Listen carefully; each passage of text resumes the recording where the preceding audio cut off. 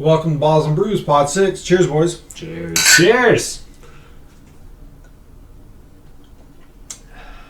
Alright. Got Zach to my right, Chuck to my left. What are we drinking?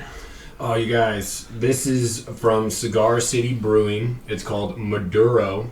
It's a brown ale, as you can see. You can pretty much see the color even on this not wonderful webcam of ours. And it's got a beautiful brown and caramely color to it.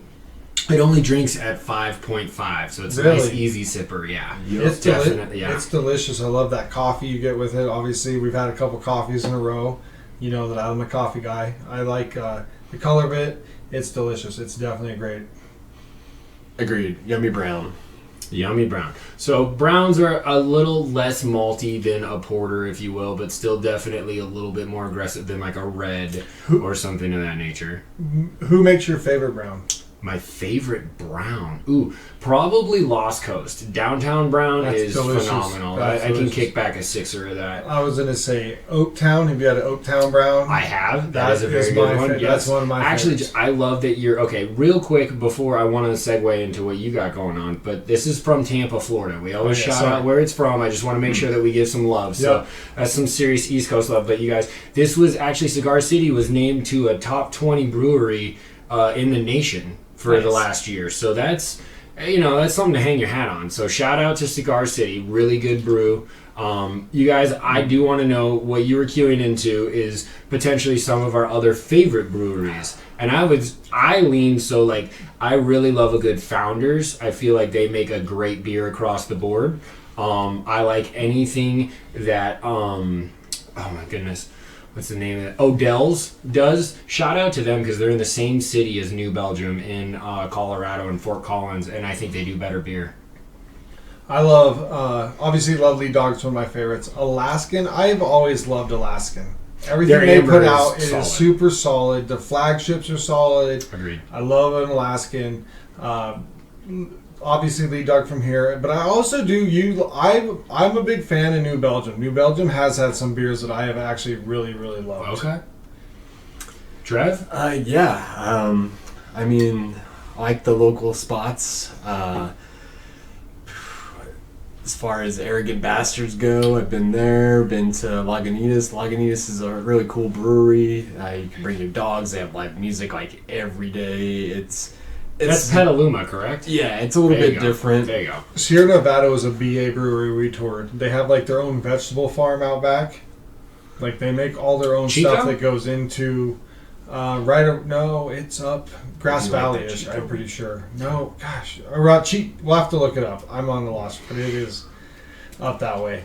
So let's jump into some NFL stuff. So if you guys didn't see the news today, Commanders are being sold, reported by Josh Harris. He also owns the 76ers and the New Jersey Devils. What are you guys thinking of that? Guy's rolling, right? Yeah, and I think it's an ownership group as always. Because tell them what it's sold for. Give us a number. $6 billion.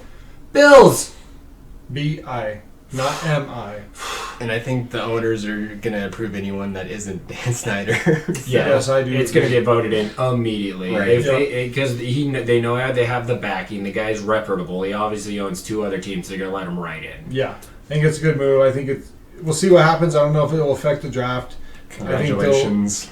Congratulations to Commander fans. Step up for the franchise, no matter who this guy is. Obviously, anything's better than Snyder, man. Correct. God damn, dude. We had OBJ signing with the Ravens. $15 million. So I think it's a good signing, but the money's way high for me. Agreed? I agreed. I was thinking like 7, 8. 100% agreed. He missed all of last year. Right. He's getting paid like receiver one size. I know he could be good, but we haven't seen it. Well, I think it's a push to try and keep Lamar. I do too. Like, maybe he's not all the way out on him. Maybe he's just looking for the best deal, and this is a play to help get him. Like, if I was Odell, I would have called Lamar and said, is there a chance you stay? And if there's a chance, that's an easy sign because they made it known that they wanted him. They were going to pay him. I think they would have paid him more than the Jets were going to offer. Jets wanted low, I heard, and we're going to try to incentivize the contract, like yards, stuff like that. How? Chuck? Yeah, right. So my question here is, how is that not disrespectful to Lamar, giving him such a bag?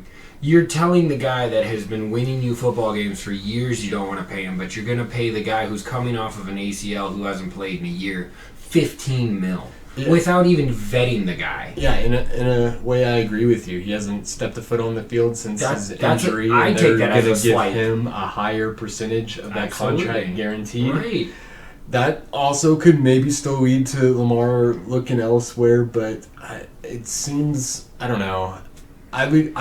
I'd want to see him and Odell play together. Sure. No, I wouldn't say it's not a dynamic option. It's you already have Eric Andrews, who's one of the top 5 tight ends, probably number 4. Mark Andrews, sorry. Yeah.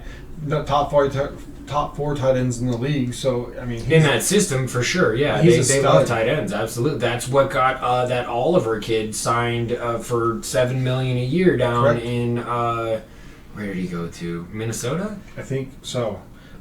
So maybe if Lamar's just looking for a number, though, he might be even waiting for one of the other quarterbacks to sign. So then that gives him maybe something to go off of as far as like Burrow or Herbert. I know that's a whole other year, though. But the deals they might get done. There's been rumors that those deals are being worked on. So is he going to play the tag then? I don't know. I've been going back and forth that that's his only option to play right now. They're not going to give him the contract. And it's been super mum on the front of like who's ever offering. We haven't heard anything. There hasn't even been anything. Follow that. Let's jump into another quarterback. Aaron Rodgers has been reportedly with the trade, but the price is a 2023 of this year's second rounder, but a guaranteed first rounder for next year. That's what the rumors are. I think that's way too high. There's no wonder they're not like trading that. I don't think so. If he won the Super Bowl, maybe give him a first, but there's no way. He could retire after next year. Yeah, if they're going to trade that first, there's got to be stipulations on that pick. Well, that was the reason why it's held up is because the Packers are saying there is no condition. It's the straight across first round pick. That's how you sign it over. There's no if he plays, if he retires, if he whatever. You only get the year out of him that he's coming over this year. He's got to pass his physical, blah, blah, blah. And I don't think that's really too unreasonable. I don't expect, a Rodgers Jets team to be pretty good, so you're going to think you're picking later in the first anyways. Right. We'll see what gets worked out. I think, the Packers are going to want to get it done before the draft to help see if Love's the guy. I do too. And then we got another person, pretty big high name, that's not signing a franchise tag, and Saquon. He said he will not sign the franchise. I was listening to Sports Talk Radio today, and they said that there was rumors the Giants had offered him $12 a year, and that he had said no on the 12. What's really? Yeah, and you guys know, and then 12's my number. Like that's if you for 1 year for 1 year. Well, 12 2 years, $12 million a year for whatever the year was. So a year though. Correct. That's insane. Did you not look at the market? The market is they're getting 5, 6, per year. The highest contract was signed by Miles Sanders at 4 years, $24 million. Correct. Yeah, I mean, come on, that's bonkers. So what's he looking for then? But then you have Jacobs is kind of in that same boat, and I always said that's like my 12. That's like my range is 12. And Saquon, he was healthy last year, great year. But the last 2 years he's been kind of banged up. It kind of goes back to that. What's he got left under the legs too? Yeah, like you mentioned, Jacobs is kind of in a similar position. I think they're trying to get those bigger deals though, because this might be that last contract where it is that deal. Sure. Correct. Going into what about that trade that happened? Falcons trade a 5th round for Jeff Okudah from Detroit, cornerback. What does that do draft-wise? Do you think that opens the cornerback room up for the Lions and takes it away, obviously, from the Falcons? I think so. I think we're all in agreement. We like the move from both sides. I think that's the direct correlation as to what they were trying to do, and it gives them way more flexibility to make that corner pick if the guys that they want is there, and maybe the guy that doesn't, maybe Carter doesn't fall, he doesn't make it to him, and he's the only guy that they would take maybe in front of a corner. Who knows? But, it makes sense. It does, yeah. Now, realistically, the guy was literally 3rd overall 2 years ago, 2 or 3? Was it 3 or 3 or is this will be his 4th year? I want to say 3, but so he got injured, which is obviously an act because what's the show's motto? Availability is the best ability. That's right. Yes. You got to be on the damn field. So it's not to say that he's not talented. It's the same thing that we're going to get into when we talk about Zion. Jeff Okudah has a lot to prove, but I think that the value that you could get out of him is well worth a 5th round flyer. Right, because you could end up with 2, like with Terrell. You could end up, end up with 2 corners that are pretty good, and you've done other work in your back end through free agency. Yeah. Now your Falcons back end might be kind of solidified. Cheers to the to Falcons. That's a good dart throw. I think that makes sense. That might not be a need at number 9 now. Maybe number 9 is that defensive end. Or do you look at taking the quarterback depending on what happens with who falls and who trades, whatever happens there now? So that's what we got NFL-wise. Have you guys been watching any baseball lately? There's been the Rays are rolling. 13 in a row. Ooh. Set a record to start off the year. Tied the record today. Tied the record today. So that's awesome. That's insane. Moving to a city near you. Possibly. That's always been a rumor down there, hasn't it? Going into another record starting off the year, Jordan Walker has a 12-game hit streak, tied for the longest since 1912. It's the longest hit streak to start off a season, or start off a career and a season. He is only 20 years old. That's awesome. You love to see young talent coming out, emerging, right? Like, everybody knows superstars, but it's great to see young guys, coming up. Yeah, separate themselves almost immediately. That's cool because especially in baseball, it is so hard to be an impact player that young in baseball. They bury you in lineups and triple A's and double A's. Your rookie year, you got a 12-game hit streak. That's awesome. Yeah, it's to those who are listening, like that is. So hard, so hard. He's batting 1,000. He's batting 1,000 in his career. Not 1,000. He's having. I'm sorry. Okay, that's true. Not every, but okay, he's batting 1,000 every game. That's not every game. He's one hit a game because he can be right. I'm sorry if I'm not wording it correctly. What I'm just saying is like he's technically batting 1,000 on the season each game. Like you know what I'm saying? He's not missed a game. He's not fine. Whatever. I'm sorry for confusing everybody. He's on a streak. He's on a hot streak. Going from one young superstar to another, O'Neal Cruz slides into home plate, breaks his ankle out. Was it 4 months with a fractured ankle? He just had surgery. So if you guys didn't see it, he's coming down third, throw it home. The catcher's on the inside of home, comes down and doesn't really block. The kid slides into his ankle. O'Neal Cruz should have slid around. That's kind of his own fault. Pirates clear the bench, start a big fight. That's his own fault for sliding in. He should have had a better path. Okay, so it doesn't sound like it was overly violent, but you have to understand that whenever you are concluding that impact is going to happen, you accept whatever might happen on the other end of that impact, especially if you're the one going forward. Like, he made that decision to do that action. The catcher was that's a play for him. You know what I mean? Like, that's reflex. Like, whereas, like, the runner has a lot more, situational awareness or the ability to dictate the situation. He should be seeing the throw as it's coming in and sees the catcher. You got to be trying to go around that. Sure. Yeah. Another big injury is Corey Seager, shortstop for the Rangers. He's out for 4 weeks. He's got a hamstring. Good for us. Well, not good for me. Might suck, but good for the Mariners. That might hurt the Rangers a little bit. I don't know where Man's at right now. I don't know where Man's at. We just we started off a little slow. Makes sense. That's just what Seattle sports do. Your boy the other day, Klilik, hit the second longest home run in the majors at 487. So a little Mariner update. Yeah, another injury, Adam Duvall for the Rangers starts out hot, hitting .455, 4 home runs with 14 RBIs. He's out 6 to 8 weeks with a fractured wrist. Dude, you shouldn't be seeing this. There should not be this many injury updates in baseball. Like, I love the statistical stuff that's happening. Like, it sounds like we're on track for an insanely good season. But these injuries are just going to hamper a lot of teams, dude. Like, that's unfortunate. That's very unfortunate. Let's jump into some Masters, Chuck. Did you watch any of it? I did. I watched Jon Rahm, come back and overtake Koepka on Sunday. I thought Koepka just absolutely folded, man. I think I have a theory on that. I think I have a theory. We have a theory, you guys. Here we go. So if you look, Koepka's one of the best players when he's healthy. he had that knee problem going on, and you can't play golf without good knees. You've seen Tiger's knees go. When Tiger's knees go, hey, everything goes. So Koepka's finally healthy. He won the week before the Live tournament, the week before, so he comes in the Masters hot. I think if Koepka gets slow played, I think that's his kryptonite. I think it gets in his head. Koepka wants to hit, get up to the ball, figure out what he's going to do, and hit again. He wants to have that 4-hour round. They had a 5-hour round the final round of the Masters. That's quite a difference. So you're standing, sitting, not sitting, but standing. You're not really doing anything. So I think Koepka's kryptonite is a slow play for all you golfers out there that are listening to this pod.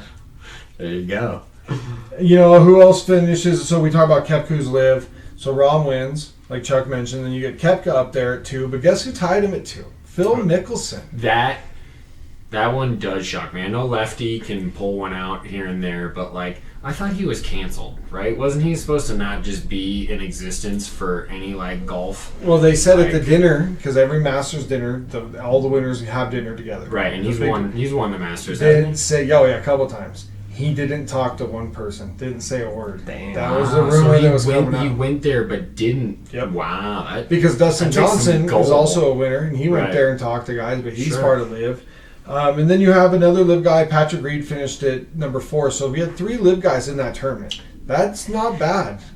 Is it not bad? I don't know. I think it's something for us to talk about. Live guys in the play-in. Man, that whole Saudi money thing, it's just sketchy as fuck. It'll fall through eventually. It won't maintain what it is. It's supposed to make a splash. We'll see if it does. I haven't inherently seen, anything that is going to take away from the PGA overall. Obviously, the Masters were a big deal. We're talking about it. I don't know any Live tournament. I don't either. Period. It's the point that they took the money. They took the money. Right. Yeah. Blood money. Just tell me you took the money. Yeah. Don't just say, "Oh, we're trying to better the game." They're not. You're not. I like some of the stuff you do in Live, like being able to wear shorts, a little bit more relaxed. You can have music, the crowd can cheer while you're swinging. Kind of those kind of things. There's kind of a team thing going on where you have teams so it makes you kind of root for other people. Like if you have a team, so there's some things I like. Yeah. But dude, you went for the money. Don't tell me you didn't go for the money. Yeah, it's good for the PGA though because they needed to make some changes. So I think that's helping them become a better. I like that brand. Okay. So you've seen the money go up this year. Yeah, the money's been way up this year for these winners.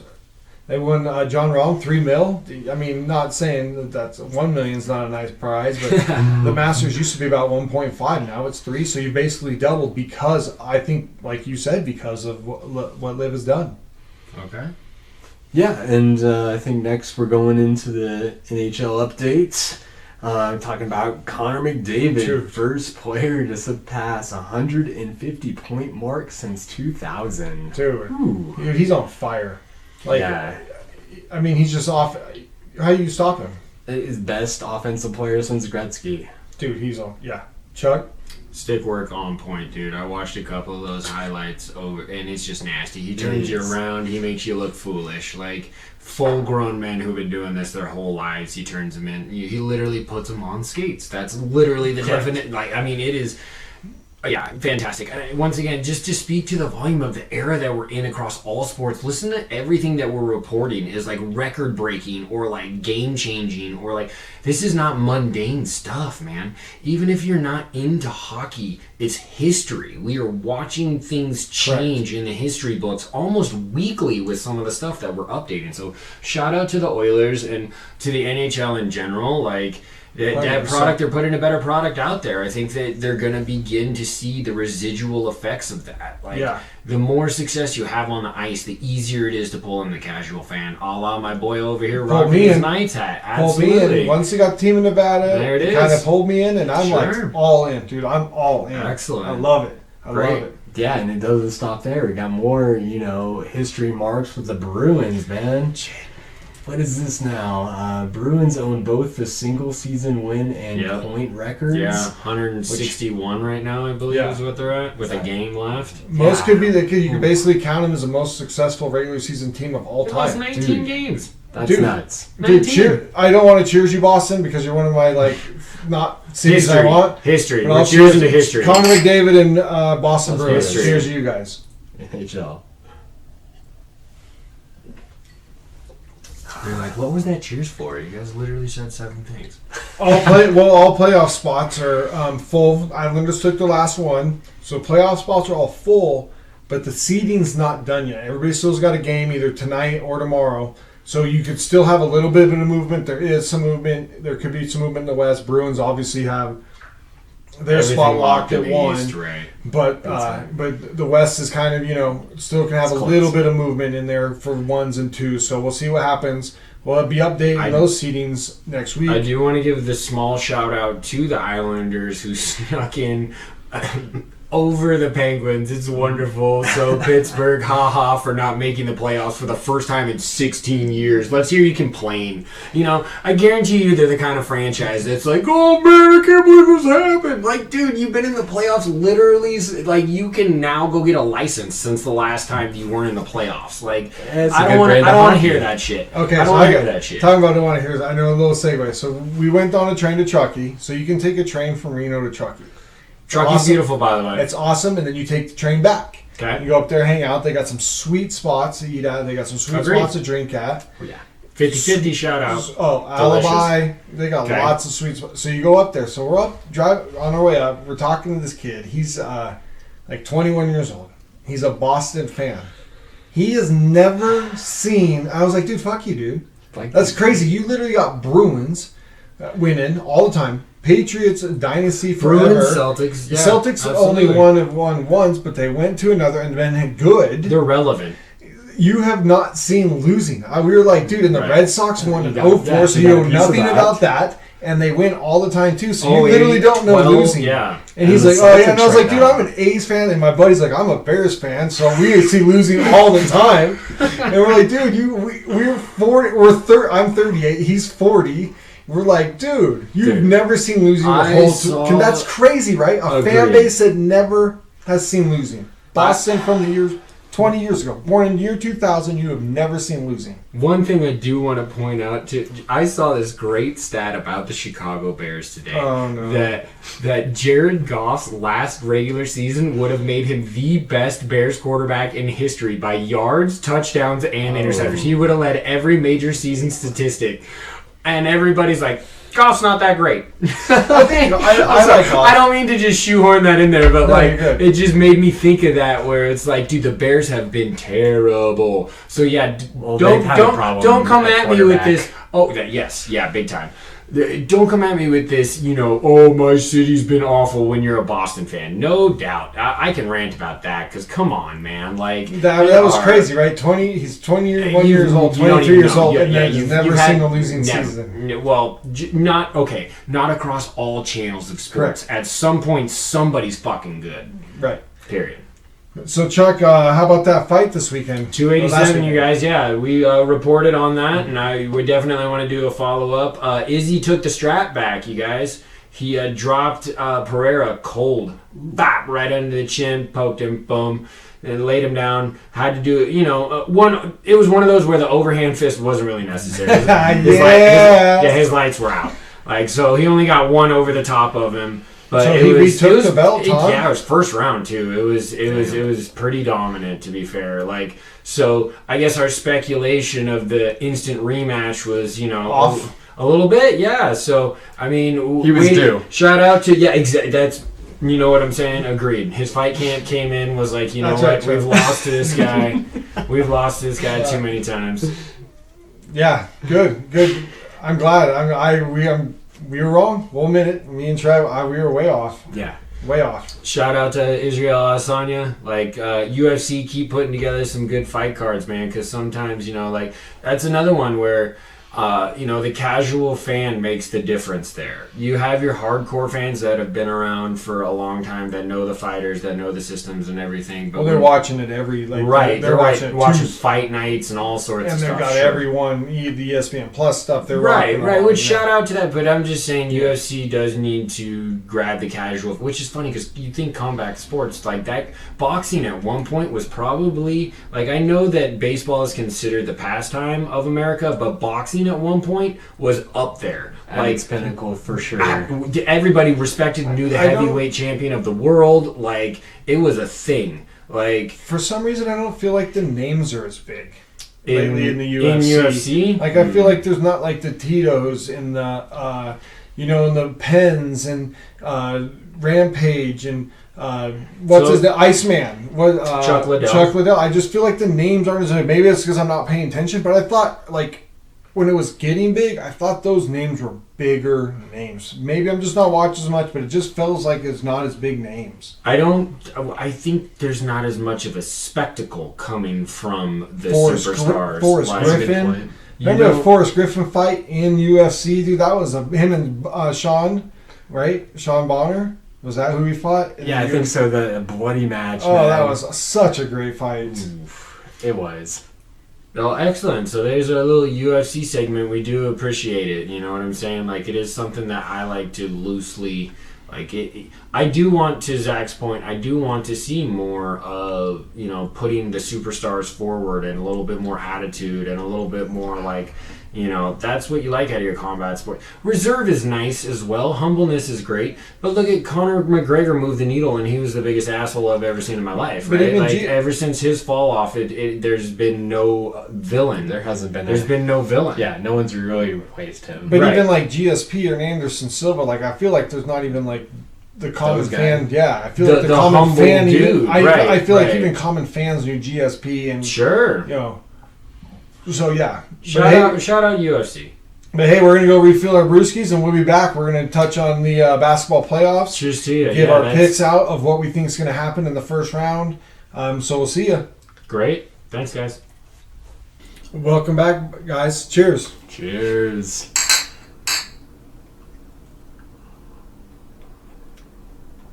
What are we sipping on, Charles? Ooh. Shout out local, back to the lead dog. You guys, I saw this. I tried this. I got the good fortune of trying this on tap at the brewery a couple of weeks ago, and then when I was going to buy beers, this hit me right in the face. Anyway, it's a vanilla double IPA. Basically, it's a milkshake. Has that lactose to it. Drinks at let me get a guess out of you guys. What do you think the ABV on this is? Well, it's a double, right? Yeah. Correct. I was gonna say 10, 4? No. A little high. Yeah, 8.5? Closer, but 7.8. 7.8. Oh, so high. it's right under what they call an imperial or whatever, 8%, but still very smooth. What do you guys think the actual taste? The mouthfeel is fantastic. Yes, I agree with that. Those milkshakes always have that. Yeah, we like the milkshake beer. I love the way it tastes. I think it has. You get that double IPA with the pop, but you still get like that milkshake kind of like ease to it. Well, the vanilla shines through big time on the back end. Yes. So let's jump into shout out to once again. Who is this from? This is just Lead Dog. These are our boys. Yes. These are our boys. We're gonna keep drinking this beer, hoping that they can come and find this here pod. Lead Dog, this one's for you. All right, let's jump into the pro basketball playoffs. Let's go. NBA. So Lakers beat the Timberwolves to make it into the 7th seed. Hawks beat the Heat to make it into the 7th seed in the East.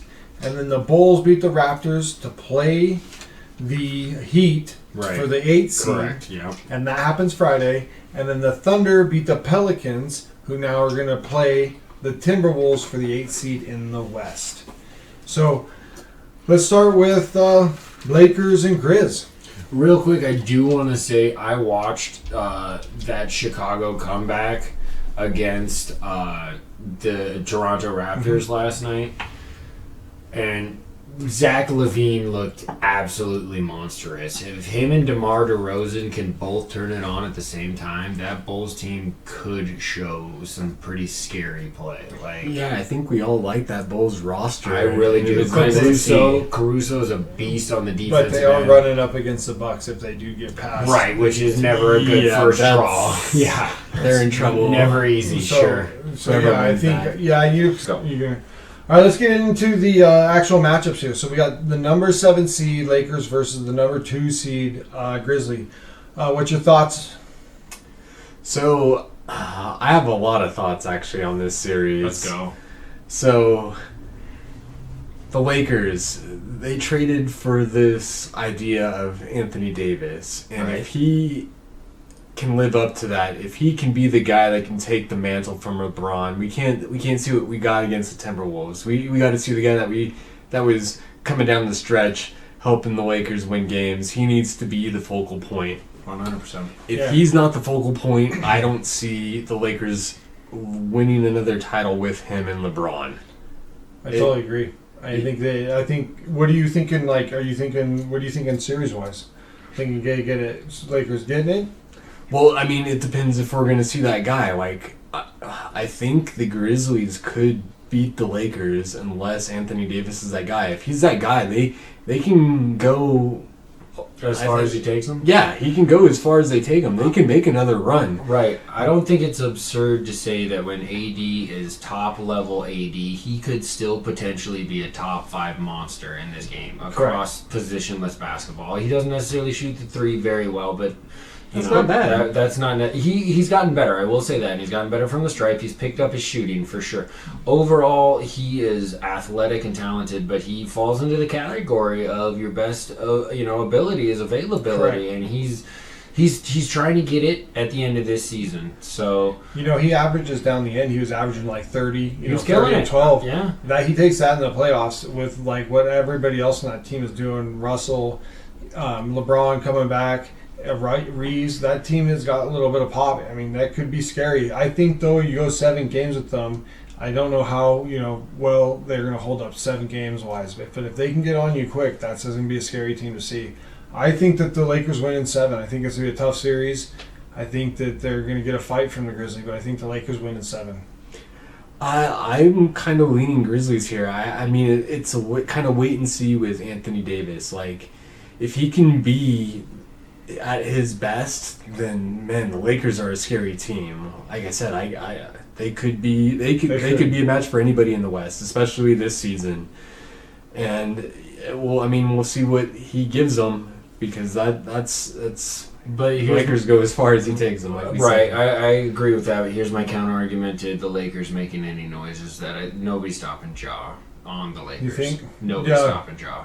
No, I don't think there's like LeBron is not that dude on defense anymore. AD is that's where he falters. He can play decent defense, but typically night in and night out he's not considered a defensive warrior. So I think Ja's just gonna fly around the goddamn court and they're gonna put up 120 points on him consistently and walk him out in about 5 games. So you call him Grizz in 5? I got Grizz for sure. Yeah, that's kind of why I lean that direction as well. I mean, I'd like to see that at Anthony Davis. But yeah, I don't have that confidence. If they can slow Ja down, turn it into a half-court game, and then allow that Laker offense to do what they do best, which is the half-court game. Yeah. Yes, absolutely. If they transition the series to that, then the Lakers have a chance. But I don't see that happening. Memphis is going to push that ball all over the fucking court. Yeah, they want to go fast. Absolutely. Yep. How many games do you have? 5. 5 games? 5. I give the Lakers 1. I also, real quick, once again, I've already talked on this. NBA, shorten that first series. I think I go. You said 7. I said Lakers. 7. I think I'm 6. So we're kind of all different. You're a little different, but you guys got the same. I am a Lakers fan, so we got that going. All right, so let's go to the East in the 7 and 2 matchup. You got the Hawks at the 7 seed, Celtics 2 seed. I'm saying Celtics done, in 4, shake it out, see you later. But you don't even think a game. You don't even think the Hawks steal a game. I think the Hawks could steal a game because of the shooting could get hot, but that's really all I give them to. You know what? I'm fine with that because the Hawks, they shit on my boy. Shout out to Nate McMillan, all right? He didn't deserve to get dumped on in the middle of the season. He is one of the better coaches that franchise had ever had, so... Get him, Chuck. Yeah, absolutely. I'm going to bring the wheelbarrow. So I also have the Celtics making the NBA Finals. So I obviously need the series to go that way if my predictions are going to be anywhere close to truth. So we're all pretty even on that one. What about, let's start with the 6 versus 3s. Let's go Trev's Warriors at the 6 versus Chuck's Kings at the 3. I'm not claiming the Kings. I know. I'm wearing a Suns badge on my chest right now. I know. Let's not get it twisted. Chuck has been a big fan of the Kings all season, though. Okay. Dark Horse. I just like the story. It's just nice, you guys. It's nice to see a franchise that is typically, a lower end return make spike. especially in a year that they weren't supposed to. They were like 2,601 to win their division before the start of the season. If you would have put down $10, you would have made some serious fucking money. Yeah, Kings ahead of schedule for sure. Yeah. They're not getting the respect of their record. Warriors got Wiggins coming back. Yep. I don't think he's going to be at his best yet. Coming off the bench game one, they said. But having the matchup with the Kings, I think it works out well for the Warriors. I see the Kings getting 2, but this ended in 6 with the Warriors getting that series. That's exactly what I wrote down. I wrote down Warriors in 7. Is that homerism? Or if you take I'm taking Warriors. Your heart out of it, is that Warriors in 6 regardless? I think that's taking my homerism out of it. I'd like to think I'm giving Sacramento some respect. Like I said, I think they're ahead of schedule. Sure. And if they had a defense, I would be much more concerned. Okay. With this matchup. Like, I think they could steal it if they did, but I was wrong when I said they had one. They don't. Right. I wrote down Warriors in 7. I think that the Warriors just end up... I think De'Aaron Fox and Sabonis is going to give them a great matchup, but I think that the Warriors outmatch them. It's battle test versus... defending champs. Yeah, right. Versus a team that literally did first time in 16 years. Yeah, and I don't have the Warriors going all the way, but I think they can get past the Kings. I totally agree. It's not a terrible assessment. I mean, if I were... I can't take the Kings in this series. I would like to. It would be cool. That would be a great... which is funny because it's the 3 versus 6 and the Kings are the 3, but... So, Chuck, how many games do you think the Warriors in? I think Trev is pretty much spot on right here. I would go 6 games, potentially even 5, honestly. Okay. I do... I have gassed up the Kings, but this Warriors team is proven. They have Wiggins coming back in a bench role. He can still, plug in where he needs to.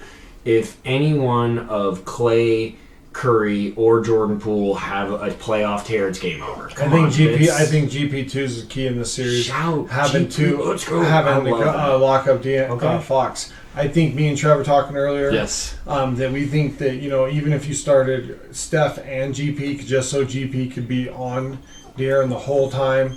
Just bother him the whole time. I think that might be a starting lineup to be pretty nasty. I know Clay's a smaller 3, but I think that you could, with GP2, would be locking up Fox all game. I think that might be something matchup. Kerr experiments with. You might see that. I think so. That defense is going to make, I think, the difference kind of going into this game. Because if they don't lock him up and he just goes off and off, it's going to He can score. Yeah, absolutely then maybe your prediction is right and they go 7, right? Yeah, because they can put it up. I mean, they can knock them down. Yes. So let's jump into the next 6 and 3, the one in the East. It's Nets Sixers. So we've been loving on the Nets. We like how they stayed strong. I like how they stayed strong after all the trades, but I'm not seeing it here. Sixers too strong. I think the Sixers in 5. Yeah, they're just in different places right now. The Nets... great way to put it. We were talking, we were having a little talk off the pod. We think they're that superstar away. They have a lot of nice pieces. We think Bridges could be the number 2 guy. Yep. But they still are missing that dominant force. And, we'll see what they can do. But, yeah, they seem to be a piece away as far as how we see it. Yeah, especially how hard they play. Well, they are a hard-playing team. Right, so here's what I will say to that point is sometimes you don't necessarily need that other piece if those ones that you're talking about are coming together so well. Think about the circumstances that they came together under. Think about having a whole off-season together where you do think of a Jaylen Brown going there. Oh, that would be insane. You always want to add talent. Because you always see those things where you always see those things about Jalen's kind of always asks about the trade stuff and everything. Sure. But Jaylen Brown going there, that would make that team probably. But my argument, I do want to. No, I agree. I just think that when you give the right people the right, it's a team sport, man. All the dudes got to be in line. And I agree. I think that just like me and Trevor said, it's just the one, not even necessarily the superstar, but just one more dude, another dude. Yeah, and I just wanted to say I can agree with you there, but it also has to factor in of who they're facing and where the 76ers are right now. They're just, I feel like, at a different spot. Oh, I'm not saying I'm not touching on if the it was Sixers. a different matchup, I can see maybe the Nets stealing a series, but I just not in this series. No, I don't. Okay, let me clarify. I don't disagree with that at all. I think the Sixers are absolutely going to wipe the floor. This is a 5-game series at best. Like, Embiid, there's nobody on that Nets teams that's going to shut him down. And then you have Harden and you have Maxey. Like, they have an insane amount of tools down there in Philly. It's funny that they are the 3 Not seed. getting past the Celtics. No, well, I didn't. That's true. That's what I said earlier in on the pod. But to this matchup, like, what I was saying about the Nets is that, like, overall, yeah, it's not for this series, but if they get the whole off season to blend with, they don't necessarily need an added piece, is what I'm saying. In this series, sure, it would absolutely help. They're going to get crushed by the Sixers. So then, are we on agreement there? We think maybe the Nets steal a game and that's it. That's where I'm at. Yeah, I think we're all would agree there. with that. Let's jump into one of maybe the better series is in the West. The 5-seed Clippers versus the 4-seed Suns. So me and Trev both picked the Suns to win. So we're both picking them to get out of the series. But I think it's going to be a good series. But I still think the Suns take it in 6. Without PG, I just don't know if the Clips can handle Booker and KD coming at you every night with Chris Paul, with the rest of those pieces coming at you every night. Yeah, same page. Like Chris Paul would make that a series. Without him, I don't think it can be. Paul George. Oh, Paul George. Yes, I think if Paul George was on it, I think it would be a good series with both guys have two first names. It's easy to confuse. Chris Paul George. But okay, an analysis about this matchup is the clear disadvantage in the Clippers without their superstar in PG. They have talent. Honestly, like, now that Russell Westbrook, I've never championed this guy. He's never been a favorite of mine, but he plays hungry, man, still even. And now that the Clippers are like, you're our dude, he's out there and he's trying to prove it again. He's got his mojo, as it were, back. He won an MVP averaging a triple-double, you guys. The guy can still be a monster in the league. I can't shit on, all of that. Yeah, and he's assimilated well with the Clippers. Absolutely. No, that Clippers team is, I don't think this is going to be a mop. I do think that the Suns take this series. KD's going to light it up. Is DeAndre Ayton back? He came back. He's back. Yeah, so they have all 4 of their pieces that they're going to move forward with in this playoff, and that alone is enough to push past this Clippers roster that is kind of limping into this playoff. So, yeah, 6. I said 6 too as well. Trev? Yeah, no, I think we're Suns total agreement again there. So I think another good series could be the 5-4 in the East. You got the 5 Knicks versus the 4 Cavs. I like the Cavs, but Randall is doubtful for Game 1. Yep. So Randall not playing or being even downgraded is a big hit for them. What are you guys thinking on this one? So yeah, I think that's gonna definitely make the Knicks have to battle back. Like it leads to the advantage early for the Cavaliers, and that's a nice team that they have. So it's gonna be tough for the Knicks. And that could be a really good series. That could be a surprisingly good series to watch. I think it's going to be a great series to watch.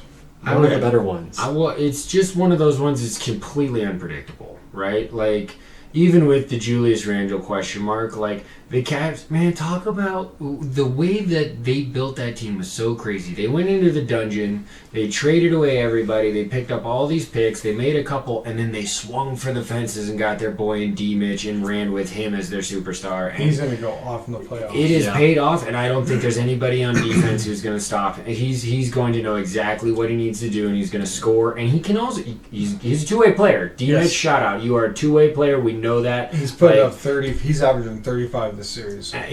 Wow! Now that's a statement. He's going to go off. He's in the show. He's in the show out. So is everybody Cavs here? I'm Cavs in 6. I think that is where my head is at as well. So, since we're on that, like, best series, we Cavs and Next, or I don't have a Grizzlies single and one, by the way, Lakers, or- going 7. So technically, there would be no full length first round. I have two for me. 7s. I have the Lakers and Grizzlies 7 with the Lakers winning, and I have the Warriors Kings. I think the Warriors Kings might be one of the better series. I think it could also be one of the worst. It could be as well. I think if the Kings can't score, if all of a sudden they get cold, if they just go ice, it's going to be real bad. Agreed. But I think the Kings can come in hot and do what they have done all regular season. They are going to give the Warriors a little test. Where would you put the Warriors defense at, Trev?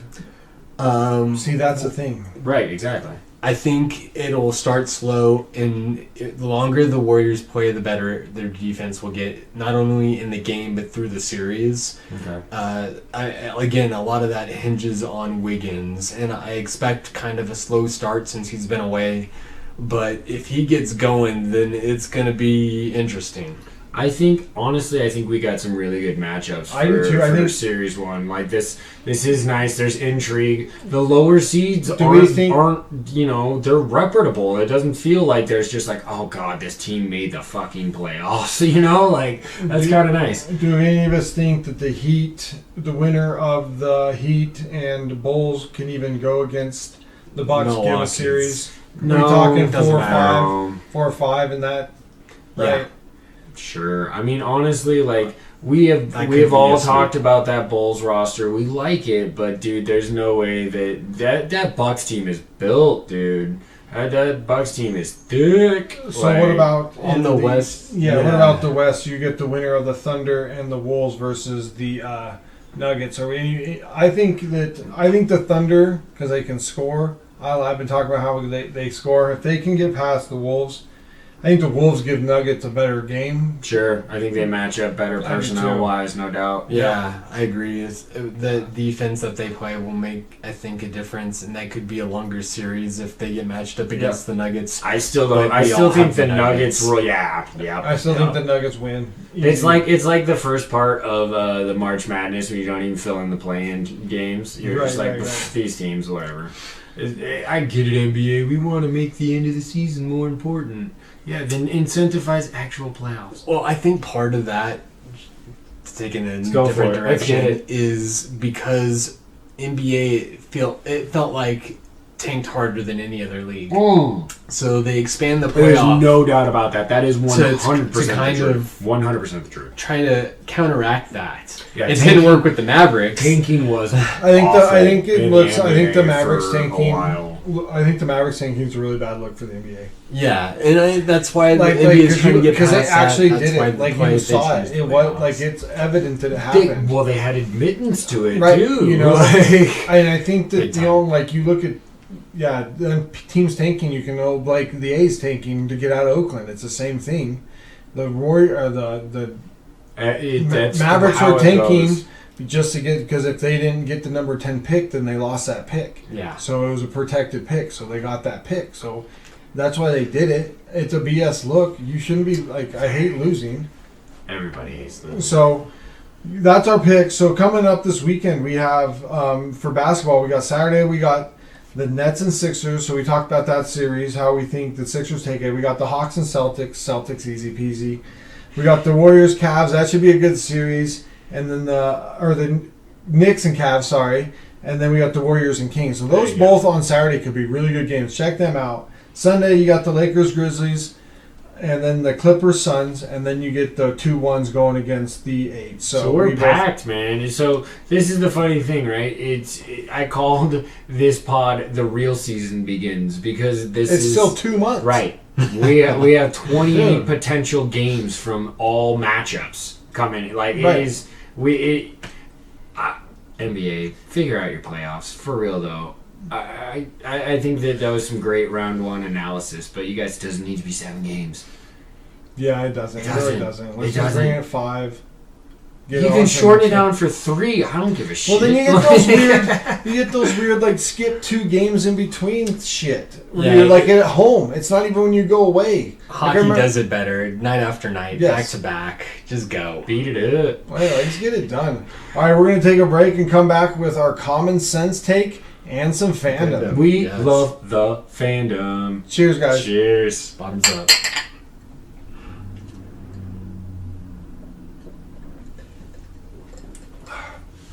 Welcome back, you guys. Pod 6. This is our favorite segment. Yeah, we got some common sense here for you guys. Fighting on the bench between teams. You had Rudy Gobert get suspended for punching Kyle Anderson. Then you had Mason Plumlee and Bones Highland getting in a fight on the bench. And then Jaden McDaniels, he's not fighting on the bench. He walks back to the tunnel and punches the wall and breaks his hands for the Timberwolves. So you got Gobert and Dan McDaniels both getting hurt or fighting on the bench and getting suspended for the game. Or for the next game and not available for your team? What the fuck are you doing? Come on. You're lucky that the Mason Plumlee and Bones thing wasn't even worse, because then they something would happen there. You're going into a big ass series too. Come on, what are we doing? Not thinking, that's for sure. There is no common sense there to elicit the segment name. That's insane. And yeah, what are we doing? We're fighting against each other on the same team instead of another team. What happened to rivalries? We're gonna just battle each other on the same team because we're unhappy about the current something situation. That maybe he told you didn't get back on your spot on defense or something. Come on, let's go. Kind of thing potentially. No, who cares what he says? You don't swing. You just do not do that, especially all you got cameras on. You got how many picks did they give up for that dude? Gobert? So four. So you don't end up playing in the game to get you into the playoffs. Like if he plays, don't they beat the Lakers in that game probably? So then you like their chances more than likely, right? Yeah. So then they're already against the Grizzly instead of having to play another game. They might not even make it. We think they're going to win the next one, but what happens if they don't?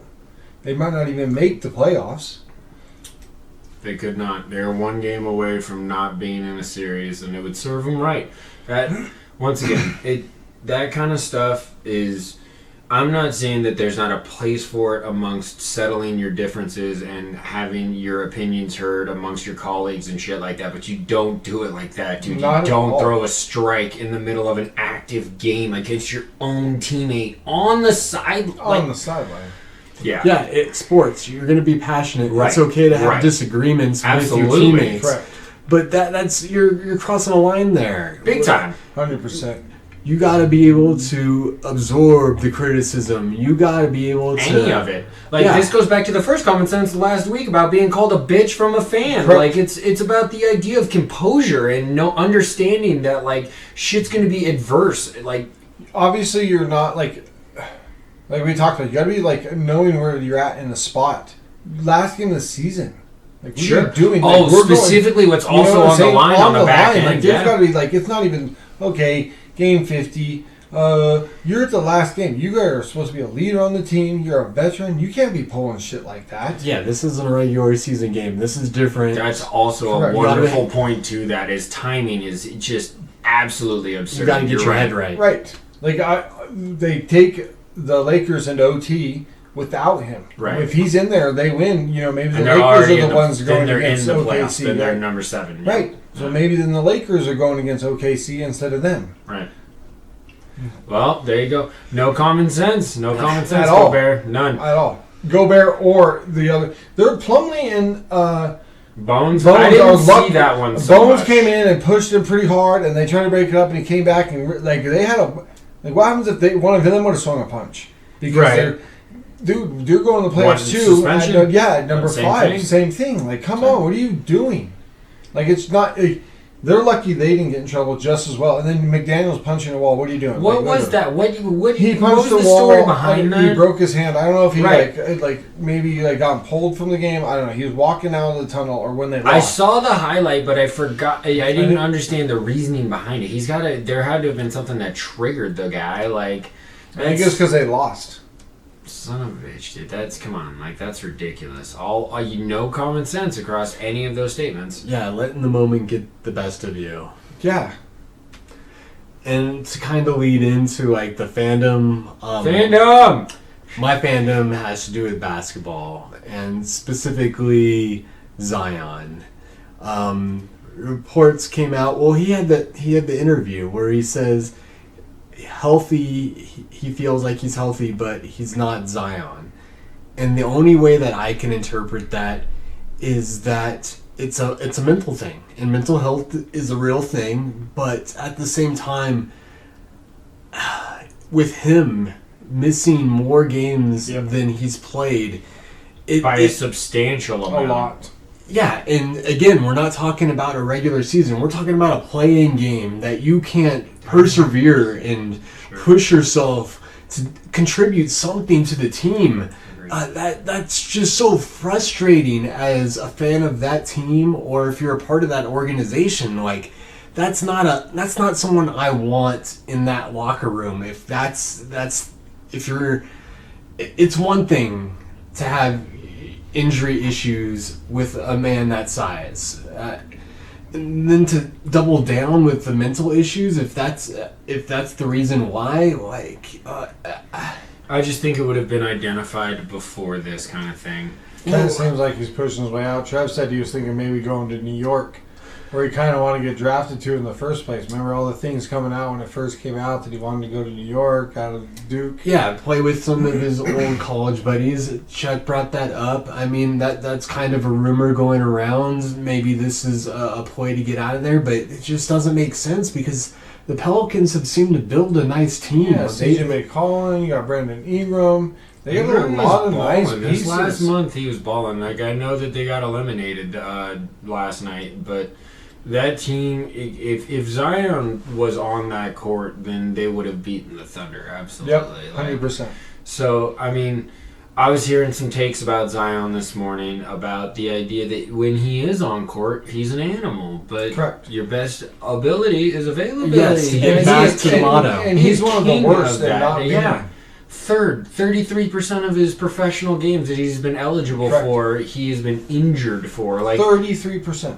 Or he's not, where he's played in, right? Yeah, so 67% he's missed. Correct. And that's awful. Yeah, and people bring up like maybe the Embiid comparison as far as being injured early in your Trust career, the process kind and of thing. maybe that, that's why you play it out because of his talent. But if there's a mental side, like that, doesn't it seem like there might be like some laziness there if you're not like getting in shape? He kind of doesn't seem like he's in shape. Well, definitely he can.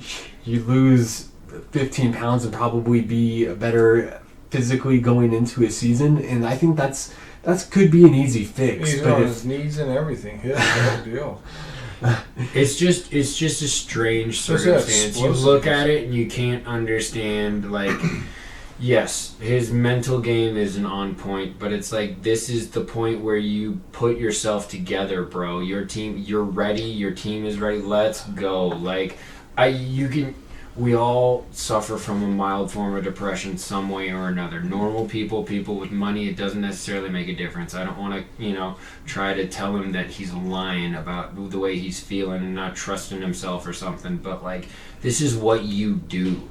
This is what you have put yourself in position to be able to do. Why would you not want to capture the moment that's in front of you? Like, yeah, exactly. And the team is already paying him a good chunk of change. Right. Like, they're expecting him to be this guy, and again, the Embiid comparison, maybe he ends up being more like AD as far as injuries go. Like, right. I can see it both ways, and Sure. because of that, like, it would make it hard for me to want him on my team. Because he's explosive offensively. Yeah, no, he's great when he plays, yes. but it's one of those things. You can't play 33% of your games. Yeah. It's not enough. I'll take a guy who's playing 85% and gives me less stats. That fool's on the court. Let's go. Yes. Absolutely. So, Zion, we do wish you the best, man. We don't want to sit here and shit on anybody on, what they may or may not be struggling with. But understand that from a fan's perspective, that is so hard to witness. Like, that is so hard to understand, right? Without clear directive. You're not really even being clear about what you may or may not be feeling. So get that out there then. But Zion, take care of yourself for yeah, sure. Exactly. I'd rather see him go the route of Embiid instead of AD, but that's a real concern. Correct. So that's what I got. All right, that is a fair enough fandom. That definitely touches on, the attitudes of how fans feel about certain situations that can come up with players. You want to support them and you want to make sure that, you view them as humans. Yep. But, like, sometimes you look at these circumstances and you just question. Okay, I'm going to bring out a fandom here, and I'm going to take a little moment to turn my hat around because that is the whole point of this. So I'm sure you can still hear me a little bit, probably on the mic. Yeah, you're good still. Alright, so it's a little gatekeepy, but it's something that I'm very passionate about, you guys. Specifically when it comes to sports teams and apparel, more specifically hats, in my opinion, but it can be... It's, you guys, this is... Don't wear a team on your head that you don't support or you have any knowledge of, because it should be a common and understood. You're flying your flag. You're telling me that I'm a fan of whatever this is. It's not like wearing a designer or whatever. This ain't about fashion. No, not at all. It's tied to the idea of supporting something that and what's great for these guys is they're local boys. They go and see their teams quite often and everything. Like, I'm a decent ways away from my team, so to go up there and to see somebody in a Seahawks hat, I think that there's a Seahawks fan. I feel like that's a click. That should be automatic common ground, right? You should feel like, oh, dude, let's go. What up, 12? High five. And if you don't get that reciprocated, it's like, why do you have that on your head then, my friend?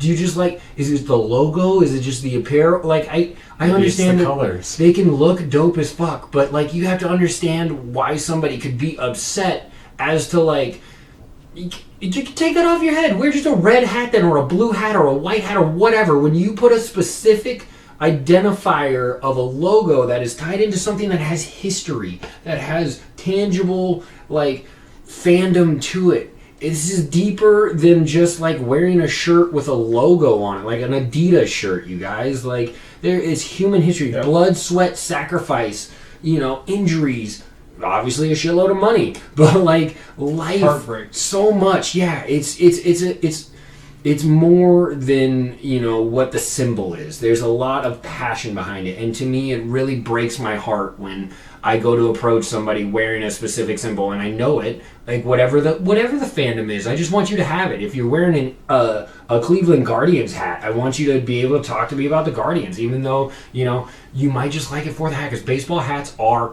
great. So baseball hats are the best hats. 100%. 100%. But you can't also, I want to pull off a Chuck here, you can't also wear a team's rival color, or you wear whites, blacks, and grays. Neutrals. Those are neutrals.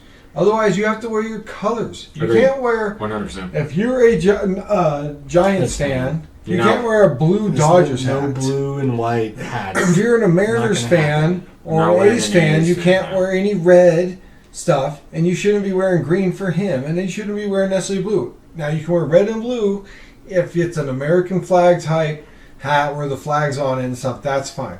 Other than that, don't be mixing those colors either. That's BS. Don't be fucking pulling that shit. These colors don't run. Basically, the overall synopsis is that the colors matter, and the logo itself it's an identifier. You are tying yourself to something, and it's similar to a band T-shirt, but I don't put the band T-shirt on the same pedestal as I will a hat necessarily, or a sports team, if you will. There's so much more dedication. Oh my God! There's heartbreak when you wear these. There could be right now. Oh, there is. All right, let's hear from you guys. I want all the fans down there to tell us, how you feel about a certain situation like that. Do you care? If you do, I completely relate. If you don't, I want to know why, for real. How could you not look at somebody wearing your colors, go up and try to talk to them about that, and then just be like, well, I don't care. That bugs me. It bugs me. No, we're definitely a hat podcast. I mean, I think you guys have worn some team colors on the hat every episode. And I'm going to continue to. Or on the shirt. I'm slacking, but I got mine too. I have multiple hats. I have hats. I'm not running out of hats anytime soon. Yeah. So let me be clear. They're all Seattle-based teams. I don't put nothing on this head. Represent. That's what I'm saying. I'm a purist, you guys. I understand it's gatekeeping. I totally get that. But I am passionate about it. This is a direct fandom of how I feel. And it's not right for everybody, but it is I am unapologetic about this point. Like, if you are wearing whatever hat on your head, talk to me about it. Period. So my fan was going to go into a thing that we used to do as kids. Collecting baseball cards.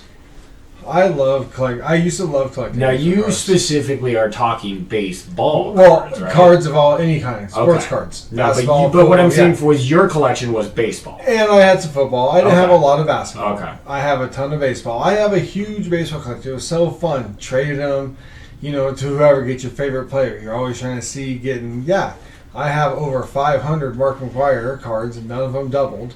So that was your favorite. That was your favorite player to collect. Yep. Was McGwire? McGwire was the favorite guy. Trev's seen it. Trev's seen the collection. Oh yeah, no, we did some trading back in the day. I'm also a collector. I mean, my collection is probably more football, but I had my share of baseball and some basketball as well. Like, I definitely, it was something to get into. The cards can look stupid awesome. Some of the cards, the way they looked, you had some of the refractors you had. Remember the ones where they were like robots, where they were playing on top of stuff?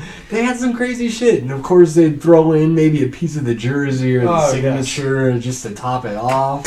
I mean, some really creative, good-looking collectibles that just made you feel a little closer to the game and gave you that nostalgia. You had the stats in the back. You're always new, and you could always flip over your card and be like, oh yeah, he went for this many yards on this year, and he was kicking a butt on this year, and he had this many tackles. It was always right there. You could flip through your books, had them all on, in order. Dude, yeah, I'm sure eventually we'll do a deeper dive on a later pod when it's a little slower in the sports cycle, because we definitely can get even further down that rabbit hole for sure. You guys, I love this so much. I am the basketball card guy. Both of them, that's all I collected. I have very minimal baseball and even more minimal football. Little backstory on me, just because as I'm wearing a Seahawks hat and a Sonics shirt, I was basketball to the bone growing up. The Seahawks sucked when I was a kid, and the Sonics were lit. So, I was a basketball fan through it. That's what I collected, was basketball cards. Now, I want to give you the era that I'm talking about, which is, the early to mid-'90s. So, think about the rookies that are coming in. I have Garnett cards, I have Kobe cards, I have Duncan cards, I have Nowitzki cards. Great era for basketball. It is stacked. And I liked just collecting it because it's the cards, exactly like you said. They fucking look cool. You're trying to get all of different guys and trying to get sets. You're trying to get get those rookie cards. Absolutely, and that's where I bumped up my value of my collection for sure. Like Shaquille O'Neal rookie cards, Gary Payton rookie cards, Chris Webber rookie cards. You want to do a deeper dive, bro? I can show you some nasty cards in my collection, no doubt. This is a great fandom for me. I remember going to my local card store with I loved it.